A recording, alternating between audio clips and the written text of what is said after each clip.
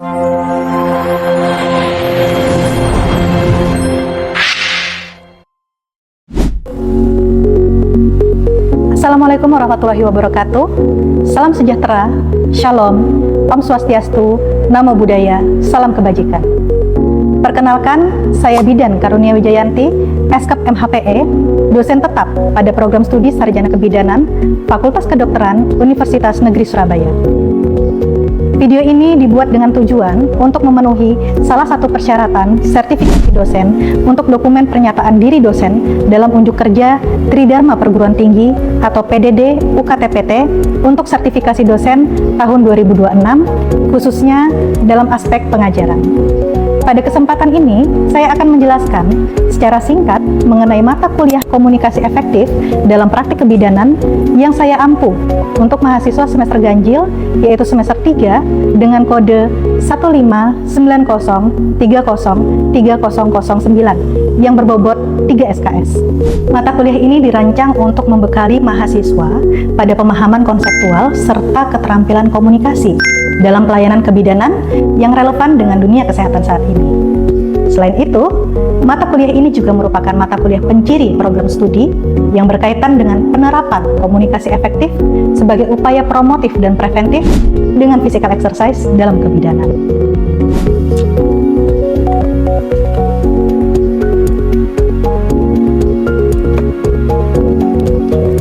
Kurikulum mata kuliah ini disusun berdasarkan Outcome Based Education atau OBE dengan CPL yang dibebankan yakni CPL 7, mampu menunjukkan upaya promosi kesehatan, edukasi, konseling, dan advokasi untuk pencegahan masalah kesehatan dengan komunikasi efektif dan pendekatan IPE.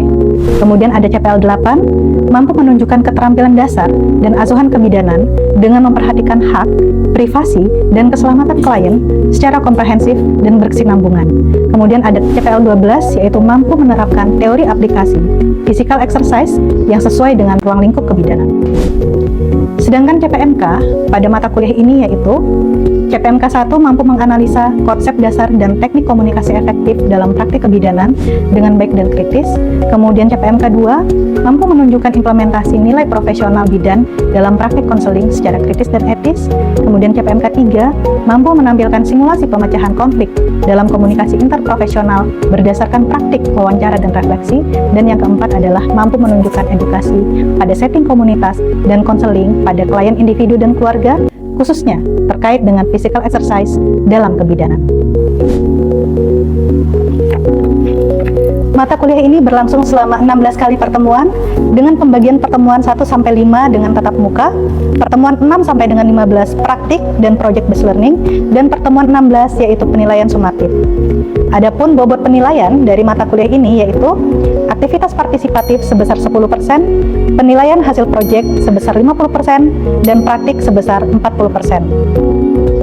Metode pembelajaran mata kuliah ini dilaksanakan secara blended learning dengan kombinasi antara pertemuan tatap muka dan diskusi daring melalui platform Sinau Digital UNESA.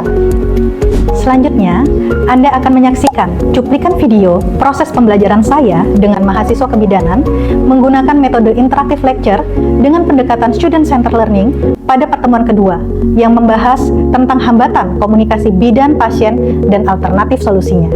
Di pertemuan ini diharapkan mahasiswa mampu belajar mengidentifikasi bentuk-bentuk hambatan komunikasi dalam pelayanan kebidanan, menjelaskan dampak hambatan komunikasi terhadap mutu pelayanan dan keselamatan pasien, menganalisis faktor internal dan eksternal yang mempengaruhi keberhasilan komunikasi, serta menyusun strategi efektif untuk mengatasi hambatan komunikasi berdasarkan prinsip profesionalisme.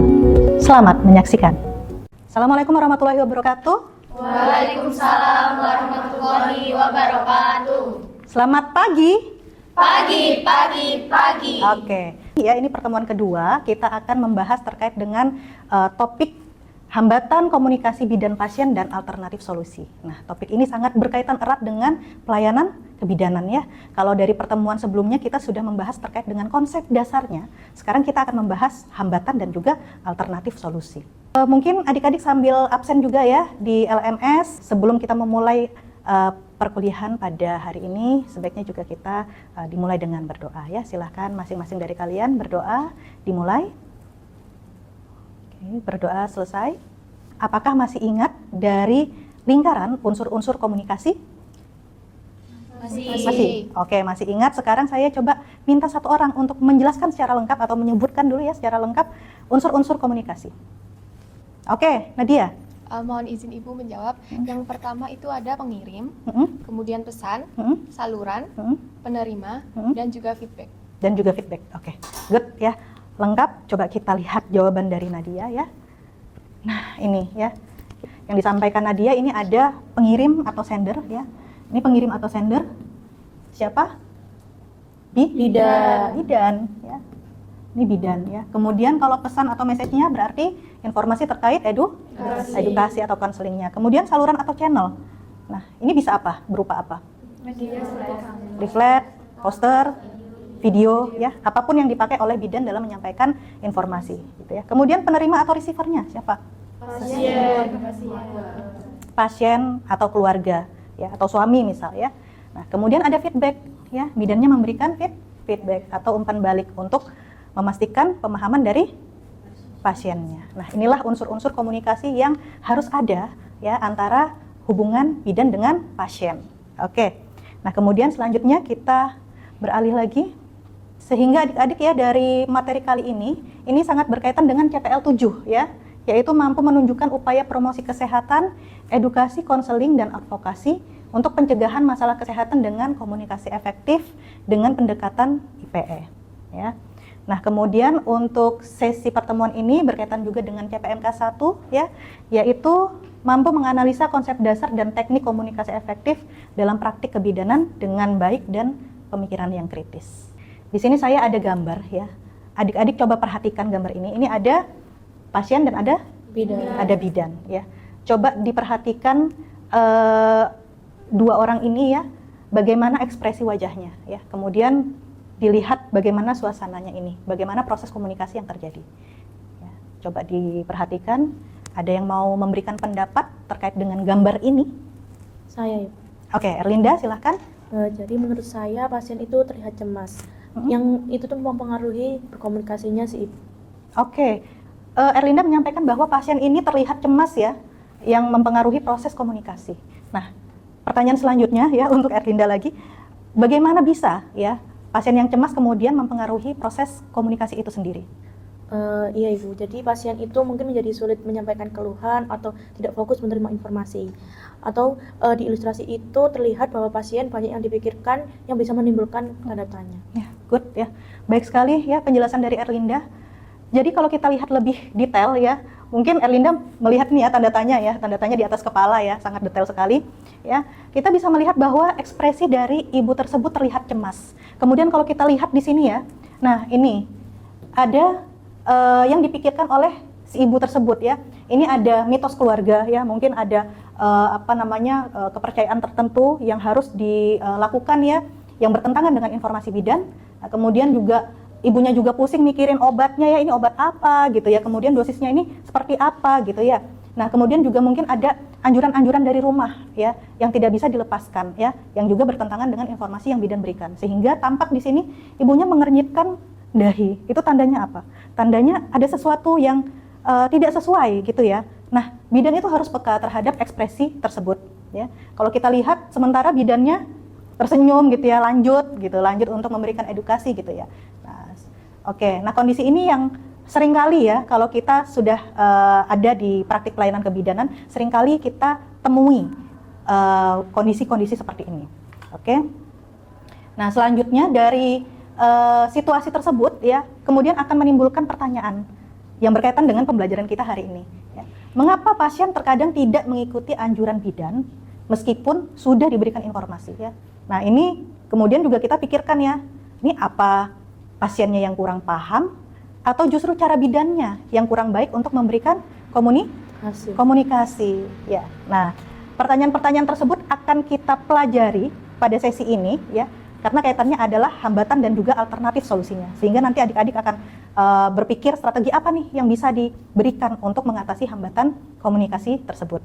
Tujuan pembelajaran kita pada sesi ini, yang pertama adik-adik ini perlu mengidentifikasi terlebih dahulu ya, mengidentifikasi terlebih dahulu bentuk-bentuk hambatannya ya, bentuk-bentuk hambatan komunikasi dalam pelayanan kebidanan. Kemudian yang kedua, setelah itu bisa menjelaskan dampaknya, ya, dampak hambatan komunikasi terhadap mutu pelayanan dan juga keselamatan pasien. Kemudian setelah itu adik-adik juga akan menganalisis faktor internal dan eksternal yang mempengaruhi keberhasilan komunikasi itu sendiri. Gitu. Nah, selanjutnya yang keempat adalah menyusun strategi efektif untuk mengatasi hambatan komunikasi berdasarkan prinsip profesionalisme. Kita masuk ke teori ya, saya ingin mengetahui dulu ya pemahaman awal kalian ya. Coba kita akan bermain untuk ke depan ya, menempelkan sticky notes ya. Ini ada sumber hambatan dari bidan ya. Kemudian ada sumber hambatan dari pasien dan juga ada sumber hambatan dari lingkungan gitu ya. Nah, tugas kalian adalah kalian menuliskan satu contoh hambatan yang terjadi antara bidan dengan pasien sepengetahuan kalian. Kemudian contoh tersebut nanti kalian kategorikan. Apakah sumbernya termasuk dari bidan? Apakah sumbernya itu berasal dari pasien? Atau apakah sumbernya berasal dari lingkungan? Gitu ya. Yang sudah silahkan mengangkat tangan. Oh, oke ya, Jamila.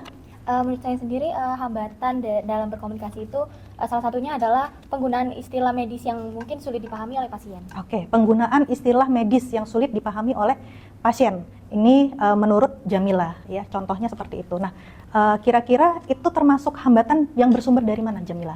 Menurut saya termasuk hambatan verbal dari pihak si bidannya, Ibu. Oke, berarti sumbernya dari Pihak bidan. Oke, silahkan ditempelkan di kategori bidan. Ya, silahkan maju, Jamila. Oke, good ya, baik sekali. Ada yang lain? Oke, Nabila. Kalau menurut saya, contoh hambatan berkomunikasi terkadang pasien merasa takut dalam menyampaikan keluhannya karena pasien itu merasa malu. Oke, kadang pasien itu merasa takut dan malu ya, sehingga pertanyaan ini tidak tergali dengan baik ya, pasiennya tertutup gitu ya. Oke, good. Ini termasuk dalam sumber hambatan yang mana, Nabila? Menurut saya termasuk dalam hambatan psikologis dari pasien. Dari pasiennya ya. Oke, berarti Nabila akan menempelkan di kategori pasien ya. Silakan Nabila. Oke. Bidan sudah, pasien sudah, yang belum adalah lingkungan. Nah, mungkin dari kalian ada yang menuliskan sumbernya dari lingkungan? Saya, Oke, Novita, good. Izin Silakan. menjawab, Ibu. Kalau dari segi lingkungan itu seperti ruang pemeriksaan yang ramai, kemudian tidak adanya privasi. Nah, karena kondisi tempat pelayanan bisa mempengaruhi kenyamanan pasien. Oke, baik sekali ya. Jadi Novita menyampaikan bahwa lingkungan ya, ruangannya ramai ya, lingkungannya noise-nya banyak gitu ya, itu juga mempengaruhi komunikasi dari bidan ke pasien ya. Mungkin silahkan bisa ditempelkan.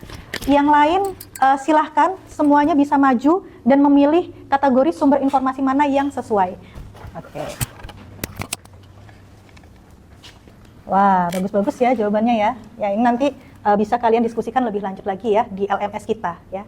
Nanti akan saya foto dan saya akan membuka diskusi interaktif di LMS Sinau Digital UNESA. Nah, kalau tadi ada sumber hambatan ya, sekarang kita beralih untuk membahas bentuk hambatan ya. Jadi bentuk-bentuk hambatan ini ada 4 ya. Ada hambatan psikologis, ada hambatan verbal, kemudian ada hambatan nonverbal dan hambatan lingkungan ya. Oke, nah kemudian ini ada beberapa kategori ya. Oke, sekarang saya minta tolong untuk dibantu memastikan atau menentukan ya kategori ini mana yang sesuai dengan bentuk komunikasinya ya, atau bentuk hambatan komunikasi ya. Sebagai contoh ini tidak melakukan kontak mata, ekspresi tidak empati, sikap tubuh tertutup. Kira-kira dari 3 ini masuk di kategori yang mana bentuknya? Masuk di kategori hambatan nonverbal. Hambatan nonverbal. Yang lain? Sama. Nonverbal ya. Oke, kita taruh di sini ya, nonverbal. Kemudian kecemasan pasien, ketakutan menghadapi persalinan, kurangnya rasa percaya diri. Kira-kira hambatan mana yang sesuai? Hambatan psikologis. Psikologis. Oke, satu suara ya semua ya. Oke, sip. Kemudian ada ruang bising, tidak ada privasi, waktu pelayanannya terbatas. Kira-kira? Hambatan lingkungan. Hambatan lingkungan. Oke, good. Nah, yang terakhir ini bahasa medis sulit dipahami, penjelasan terlalu singkat dan tidak ada klarifikasi, tentunya ini termasuk hambatan Verbal. hambatan verbal ya, terkait dengan penyampaian ya. Bahasa yang sulit dipahami ya, terlalu singkat menjelaskannya, nggak ada klarifikasi ya. Oke, sampai di sini adik-adik ini sudah bisa mengidentifikasi ya dan menganalisis bentuk-bentuk hambatan. Sumbernya juga sudah tadi di kalian coba untuk memberikan contoh ya. Ya, luar biasa hari ini kita sudah bisa mencapai beberapa tujuan pembelajaran. Oke. Selanjutnya ada dampak hambatan komunikasi. Nah, di sini sudah ada 4 dampak hambatan komunikasi itu sendiri, yaitu ada kepercayaan pasien, kepuasan pelayanan, kepatuhan pemeriksaan rutin, dan risiko keselamatan pasien. Mungkin ada yang mau memberikan penjelasan salah satu dampak dari yang ada. Oke, Tarisa silahkan. Saya memberikan contoh dampak pada risiko keselamatan pasien, Ibu. Ini ya, oke. Jadi contoh dampak dari risiko keselamatan pasien itu misal ada hambatan komunikasi dari lingkungan Bu Nifas. Jadi selama masa nifas itu keluarga dari ibu melarang ibu untuk mengonsumsi ikan. Alasannya itu takut nanti anak ibu amis. Oke, good. Menarik sekali ya untuk mitos terkait dengan ibu nifas yang dilarang makan ikan gitu ya. Alasannya nanti anaknya bisa bau amis gitu ya. Kemudian juga kalau misalnya ibu nifas itu sebenarnya juga butuh banyak protein ya. Sumbernya bisa juga dari ikan ya. Sehingga ibu yang kekurangan protein pada masa nifas ini bisa mengakibatkan proses penyembuhan luka menjadi lebih lambat ya, benar ya. Sehingga kalau penyembuhan lukanya lebih lambat, ibunya apa yang bisa terjadi? Komplikasi seperti infeksi, kemudian dan sepsis. Nah, kalau sudah infeksi dan sepsis itu juga bisa membahayakan kondisi dari ibu gitu ya, dari ibu nifas. Nah, inilah dampaknya terkait dengan resiko keselamatan pasien ya. Mungkin ada yang mau menambahkan atau ada contoh lain? Oke, Erlinda. Saya izin mau menambahkan saja Ibu dari contoh ibu nifas yang dilarang makan ikan tadi. Menurut saya jika sampai menyebabkan ganggunya kesehatan, kadang itu yang disalahkan itu bidannya. Dan mungkin bidan itu dianggap kurang tepat untuk memberikan obat maupun vitamin kepada ibunya. Ya, oke. Ini jadi semakin menarik ya ternyata ya, bahwa dampak komunikasi itu sendiri tidak hanya ada satu dampaknya, tapi bisa kemana-mana ya. Tadi disebutkan Erlinda bahwa kalau ibunya ini lambat penyembuhannya, kesehatannya terganggu, itu bisa berakibat dampak yang lain ya. Sebagai contoh, kalau ibu nifasnya lambat untuk penyembuhan luka perineum seperti itu ya. Nah, pasien ini menurun kepercayaannya terhadap bidan ya. Pasiennya akan berpikir bahwa bidannya ini mungkin tidak tepat memberikan informasi kesehatan ya. Sehingga kemudian pasiennya merasakan bahwa layanan dari bidan tersebut itu kurang puas gitu ya. Kepuasan pelayanan dari bidan itu menurun juga ya. Oke, sampai sini mungkin ada yang mau ditanyakan? Belum ada? Oke, kalau belum ada kita lanjut lagi. Faktor hambatan komunikasi ya. Jadi faktornya ini ada dari faktor internal dan juga dari eksternal ya. Mungkin yang pertama kalau faktor internal contohnya ada yang bisa ya, Ani mungkin mau menjawab. Internal terlebih dahulu itu ada emosi, kecemasan, lalu pengetahuan dan persepsi pasien. Oke, yang disebutkan oleh Anin benar ya. Kalau dari internal emosi, kecemasan ya, persepsi pasien gitu ya, itu berasal dari dalam diri ya atau internal. Oke, selanjutnya kalau untuk eksternal mungkin? Oke, Nabila. Izin menjawab, menurut saya faktor eksternal hambatan komunikasi ini bisa berasal dari bahasa, budaya, lingkungan, dan sistem pelayanan kesehatan itu sendiri. Oke, good ya. Jadi kalau faktor eksternal bisa berasal dari budaya ya, atau lingkungan dari pasien itu. Ya, di pertemuan pertama kita sudah membahas sedikit ya terkait dengan konsep dasar komunikasi yang terkait dengan konsep sosial budaya. Nah, itu juga menjadi salah satu pengaruh dari hambatan komunikasi di mana bisa menjadi faktor eksternal. Oke. Ibu izin bertanya. Oh ya, ada pertanyaan, silakan Novita. Apabila ada pasien yang memiliki tingkat pendidikan yang rendah sehingga sulit memahami informasi medis, apakah komunikasi bidan itu menjadi lebih sulit ya, Ibu? Oke, ya pertanyaan yang bagus ya. Jadi kalau ada ibu ya atau pasien dengan tingkat pendidikannya rendah gitu ya, apakah kemudian komunikasi bidan ini menjadi justru lebih sulit gitu? Nah, ini menarik. Mungkin ada yang mau menjawab dulu pertanyaan dari Novita? Oke, Angelita. Izin menjawab Ibu, menurut saya bukan berarti lebih sulit Bu. Bidan harus menyesuaikan cara komunikasinya dengan kemampuan pasien. Misalnya, menggunakan bahasa sederhana atau gambar. Oke, ya good ya. Benar yang dikatakan oleh Angelita, bukan berarti lebih sulit ya, tetapi bidan ini perlu menggali tingkat pendidikan ibu supaya apa? Supaya bisa menyesuaikan, supaya bisa menentukan strategi komunikasi apa yang bisa sesuai, agar supaya pasien tersebut lebih memahami bahasanya. Tadi benar ya, menggunakan bahasa yang mudah dipahami dan juga mungkin dibantu dengan media. Ya, tadi kalau kita lihat unsur komunikasi ada saluran atau channel ya. Medianya bisa apa? Medianya tadi bisa leaflet, poster, video gitu ya. Bahkan kalau kalian lihat di buku KIA ya, bukunya sangat menarik sekali ya, buku pink itu ya. Di dalamnya banyak gambar-gambar ya. Ada gambar, kemudian ada penjelasan yang singkat namun jelas ya, sehingga bagi yang membaca itu juga menarik gitu ya. Nah, bukan berarti pasien yang harus mengikuti bahasa dari orang tenaga kesehatan ya, masa pasiennya yang harus memahami bahasa medis kan tidak seperti itu gitu ya, tetapi bidannya yang perlu menyesuaikan ya, bidan yang perlu menentukan strategi komunikasi yang efektif ya, sehingga menentukan strategi berdasarkan kebutuhan pasien. Inilah yang disebut dengan filosofi kebidanan woman center care ya, itu salah satu filosofi kebidanan kita. Oke. Nah, ini ada strategi mengatasi hambatan komunikasi ya. Kalau tadi kita sudah membahas banyak terkait dengan hambatannya, sekarang kita beralih ke apa yang bidan bisa lakukan ya untuk mengatasi hambatan tersebut ya. Ini ada 4: active listening, empati, bahasa sederhana, dan teach back method ya. Oke, ketika seorang pasien ini mempunyai kecemasan atau ketakutan dalam menyampaikan keluhannya, apakah kemudian bidannya ini yang tidak bisa mengatasi ibu tersebut, atau ada strategi lain yang harus diberikan oleh bidan? Oke, Amin. Izin Ibu memberikan jawaban. Menurut saya sendiri, bidan itu seharusnya memberikan kesempatan pasien untuk berbicara, karena dan tidak langsung memotong pembicaraan pasiennya.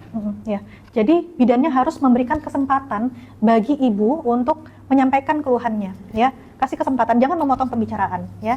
Jadi bidan di sini bisa menentukan dia harus bisa active listening, mendengarkan dulu, memperhatikan perkataan pasien, memperhatikan juga ekspresinya, memperhatikan bahasa tubuh pasiennya. Jadi active listeningnya harus on dulu ya di sini ya. Oke, sekarang kita beralih ke empati ya. Bagaimana sih cara bidan ini menunjukkan empati kepada pasien? Oke, Arunda. Menurut kami, bidan itu bisa memberikan respon yang menunjukkan bahwa ia memahami perasaan dari si pasien. Misalnya mengatakan, saya memahami kekhawatiran ibu, mari kita periksa bersama bagaimana kondisi ibu dan bayi, seperti itu. Oke, ya, good ya. Jadi bidan itu juga selain memberikan informasi, tetapi juga ada kata-kata terapeutik di situ yang menunjukkan bahwa dia memberikan dukungan emosional ya, empati. Nah, kemudian yang menarik lagi ini ada bahasa sederhana ya, yang tadi kita sering kali bahas ya, bahwa dalam praktik bidan ini kadang bidannya ini tidak sengaja untuk menggunakan istilah medis ya, sehingga pasien ini tidak mampu untuk memahami ya. Nah, kemudian ini ada satu lagi yang menarik ya, teach back method ya. Apa teach back method itu ya? Jadi teach back method ini adalah ketika seorang bidan selesai memberikan edukasi, bidannya kemudian menanyakan kembali ke pasien ya. Seperti ini misalnya, Bu, setelah saya sampaikan informasi terkait dengan gizi pada Ibu Nifas, mungkin Ibu bisa mengulangi kembali, Bu, apa yang saya sampaikan, gitu ya. Jadi tolong ceritakan kembali apa yang Ibu pahami, gitu ya. Nah, itulah yang dinamakan teach back method, menanyakan kembali ya. Mengapa ini penting? Teach back ini penting? Saya Ibu. Oke. Karena dengan begitu bidan itu dapat mengetahui apakah si pasien tersebut itu sudah memahami informasi yang diberikan oleh si bidan atau belum memahami, sehingga jika pasien tersebut belum memahami, mungkin adanya penjelasan ulang dari si pihak bidannya. Oke, good ya. Nah, ini ada sesi ping, pair, dan share ya. Ini juga ada kasus ya. Nah, tugas kalian adalah berdiskusi dengan teman di sebelahnya terkait dengan kasus tersebut. Diskusinya adalah kalian harus menentukan ya, hambatan apa yang dialami oleh bidan dan pasien dalam berkomunikasi, kemudian dampaknya apa, dan bagaimana solusinya agar bisa komunikasinya lebih baik lagi. Oke, ya. Dampaknya ini ya. Oh, oke. Kemudian solusinya? Oke. Good, ya. Silahkan dilanjutkan lagi diskusi. Coba kita baca ya. Ada Nyonya R, usia 26 tahun, ya, hamil 32 minggu, datang ke puskesmas. Ya. Pasiennya mengatakan, Bu, saya sering nyeri perut dan takut bayi saya bermasalah. Gitu. Nah, kemudian apa yang bidan itu katakan? Bidan mengatakan, itu wajar saja, Bu, ya. Nanti juga hilang sendiri, gitu, ya. Nah, kemudian pasien pulang tanpa memahami kondisi dan tidak melakukan pemeriksaan berikutnya. Saya mau volunteer perwakilan 1 orang ya dari kelompok untuk maju ke depan, ya, untuk mengidentifikasi hambatannya apa, dampaknya apa, dan juga solusinya apa. Ada yang mau maju? Saya Ibu. Oke, ya, silakan Jamila, kita kasih applause dulu. Jamila. Mohon izin menjawab, Ibu. Menurut kelompok kami, hambatan utama dari kasus tersebut itu adalah kurangnya empati dari si bidannya. Jadi pasiennya itu merasa bahwa dia itu tidak didengarkan, sehingga dia itu merasa bahwa dia itu tidak didengarkan dan tidak dihargai, serta kehilangan kepercayaannya. Oke, mana yang menunjukkan bahwa pasien itu merasa tidak didengarkan dan tidak dihargai? Kira-kira yang mana? Pada bagian yang mana dari kasus ini? Mungkin di bagian di daerah kalimat pewajaran Ibu. Oh. Dikarenakan kalau hanya dengan kalimat mewajarkan saja tanpa ada penjelasan lebih lanjut, mungkin biasanya ibunya itu merasa bahwa dia itu kurang memahami terkait kondisinya. Jadi dia dikarenakan tidak tahu kondisinya saat itu bagaimana, jadinya tidak lanjut untuk kontrol berikutnya. Oke, good ya. Kita kasih applause. Terima kasih Jamila. Silahkan kembali ya. Baik sekali ya dari analisis kasus dari kelompoknya Jamila ya terkait dengan bidannya mewajarkan saja Bu gitu ya. Jadi tidak memberikan penjelasan lebih baik lagi atau lebih detail lagi gitu ya. Seharusnya bidan kalau sudah mengerti itu adalah hal yang normal atau fisiologis ya, dia akan menjelaskan gitu dengan penjelasan yang runtut dan logis gitu sehingga ibunya lebih mudah memahami. Nah, ini ada 2 soal ya. Soal pertama, seorang bidan menggunakan istilah medis yang tidak dipahami oleh pasien. Termasuk hambatan apakah kondisi tersebut? Hambatan verbal. Hambatan? Verbal. Verbal. Oke, yang B ya. Ya. Kemudian yang nomor 2. Teknik komunikasi untuk memastikan pasien memahami informasi disebut? Teach back. Oke, good, teach back. Oke, ya. Ini sudah paham semua? Ya, oke. Kita lanjut lagi untuk ke evaluasi sumatif ya. Silakan nanti adik-adik mengerjakan tugasnya ya untuk menganalisis hambatan komunikasi bidan pasien berdasarkan kasus pelayanan kebidanan ya. Ada instruksi penugasannya ya, dikumpulkan di minggu depan ya paling lambat ya. Silakan diupload assignment-nya ya atau tugasnya di LMS di bagian komunikasi efektif dalam praktik kebidanan. Oke? Ya. Ada pertanyaan sampai sini adik-adik? Tidak. Oke, nggak ada pertanyaan, kita langsung lanjut lagi. Nah, kita cut dulu. Lanjut. Iya. Ya. Baik, sebelum sesinya berakhir ya, saya mau refleksi singkat dulu ya. Refleksi singkat dari adik-adik semua. Silakan adik-adik masuk ke Slido. Ya, silakan di-scan ya, atau bisa masuk di slido.com dengan input 6280049. Oke, silakan dijawab pertanyaannya ya. Jika saya menjadi seorang bidan, komunikasi seperti apa yang ingin saya berikan kepada pasien? Gitu ya. Silakan. Saya cek di sini. Oke. Ya. Baik, ini sudah ada yang menjawab pertanyaan ya. Jika saya menjadi seorang bidan, komunikasi seperti apa yang ingin saya berikan kepada pasien? Nah, ini menghargai sosial dan budaya pasien. Kemudian ada yang menjawab, menggali lebih lanjut tentang mitos keluarga yang dipercaya ibu, kemudian komunikasi 2 arah dan mendengarkan, melibatkan pasiennya luar biasa. Kemudian memastikan pasien memahami informasi yang saya berikan, ya, dan banyak lagi ya. Oke, terima kasih semuanya ya. Ini jawaban-jawaban kalian, ya kalian bisa input di sini karena ini merupakan refleksi sehingga kalian bisa menambahkan jawaban secara anonim, ya. Tidak ada yang benar dan yang salah di sini, tetapi ini merupakan refleksi dari kalian sendiri, gitu ya. Oke. Adik-adik, mungkin saya bisa simpulkan pertemuan untuk hari ini ya.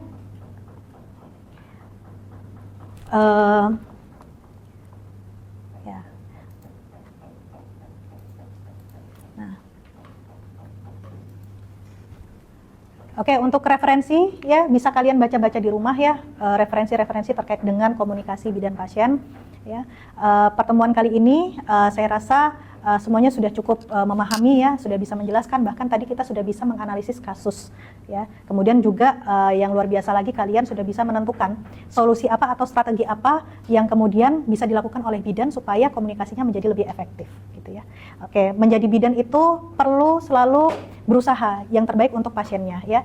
Ada yang namanya patient center care, kemudian filosofi bidan ini ada yang namanya woman center care. Itulah yang harus dipegang teguh oleh seorang bidan. Oke, sampai sini adik-adik selamat mengerjakan tugasnya ya. Terima kasih atas partisipasi kalian. Saya akhiri. Assalamualaikum warahmatullahi wabarakatuh. Waalaikumsalam warahmatullahi wabarakatuh. Terima kasih. Terima kasih semuanya.